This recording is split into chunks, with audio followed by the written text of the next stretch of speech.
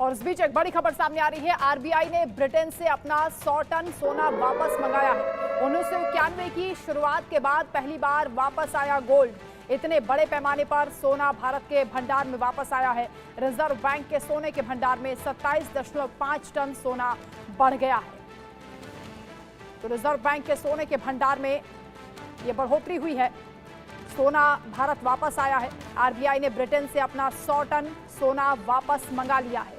यह 1991 की शुरुआत के बाद पहली बार हुआ है जब इतने बड़े पैमाने पर सोना भारत के भंडार में वापस आया है। मार्च 2024 के अंत तक आरबीआई के पास कुल 822.1 टन सोना था, जिसमें से 413.8 टन विदेशों में जमा था। आरबीआई पिछले कुछ सालों में सोना खरीदने वाले केंद्रीय बैंकों में से एक है। पिछले वित्त साल में रिजर्व बैंक के सोने के भंडार में 27.5 टन सोना बढ़ा है।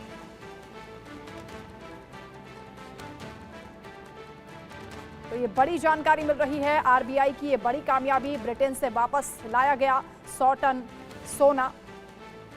भारतीय रिजर्व बैंक ने ब्रिटेन से 100 टन से ज्यादा सोना देश में वापस मंगा लिया है और इसे अपने भंडार में ट्रांसफर कर दिया है। आने वाले महीने में फिर से इतनी ही मात्रा में येलो मेटल को देश में लाया जा सकता है, ये भी खबरें। साल 1991 में गिरवी रखे सोने को पहली बार आरबीआई के स्टॉक में शामिल किया गया है। आरबीआई के आधे से ज्यादा गोल्ड भंडार विदेश में बैंक ऑफ इंग्लैंड और बैंक ऑफ इंटरनेशनल सेटलमेंट्स के पास सुरक्षित रूप से रखे गए हैं। इसका लगभग 1/3 हिस्सा घरेलू स्तर पर रखा गया है। ब्रिटेन से भारत सोना लाने से भारतीय रिजर्व बैंक को भंडारण लागत बचाने में भी मदद मिलेगी, जिसका भुगतान बैंक ऑफ इंडिया को किया जाता है।